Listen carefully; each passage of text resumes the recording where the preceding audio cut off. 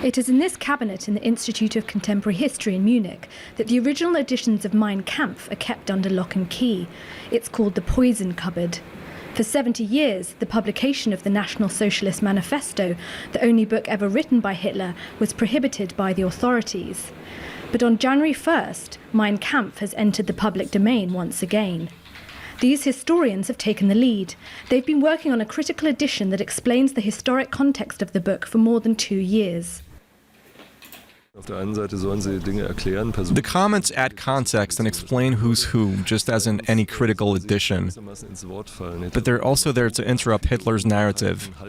We highlight the fact that Hitler was a demagogue who spread falsehoods, half-truths, and flat-out lies in his texts. And finally, these comments show what happened with his ideology after 1933, once the National Socialist regime was in place. Because Mein Kampf is considered to be the roadmap of National Socialism. In 1923, after an attempted putsch, Hitler was imprisoned for 9 months in Bavaria's Landsberg prison. It was here that he began to jot down his ideas on National Socialism, 10 years before he came to power. 12 million copies were published up until 1945. For the historian Wolfgang Benz, Mein Kampf really came into its own during the Third Reich. This book first rose to significance when Hitler was Chancellor of the Reich, because he had the power to boost distribution. Now, with hindsight, people convinced themselves that if they had read it more thoroughly, they would have known about its evil message. Since then, first editions of Mein Kampf continue to circulate. It can be purchased from antique dealers on the net. It is also available in a digital version. But does this 80-year-old text pose a new threat? This specialist on the extreme right reads an excerpt. He writes, cats cannot have friendships with mice, and this is the type of argument he used to found his racial theory. He believes Mein Kampf now only plays a marginal role in neo-Nazi circles.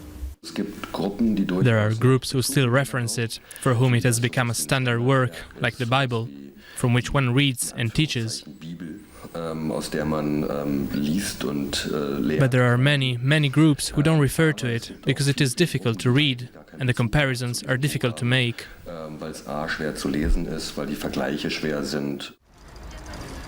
The text is certainly dated, but the symbolic strength of the book remains real. The publication of the critical edition of Mein Kampf has caused outrage within the Jewish community. Rabbi Yehuda Teichtel insists that this book should be banned for as long as Holocaust survivors are still alive.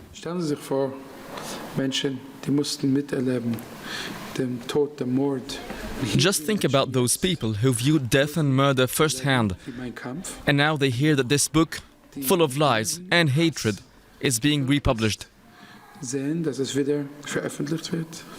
It is disrespectful. The authorities have taken note. The state of Bavaria owned the copyright to Mein Kampf until now.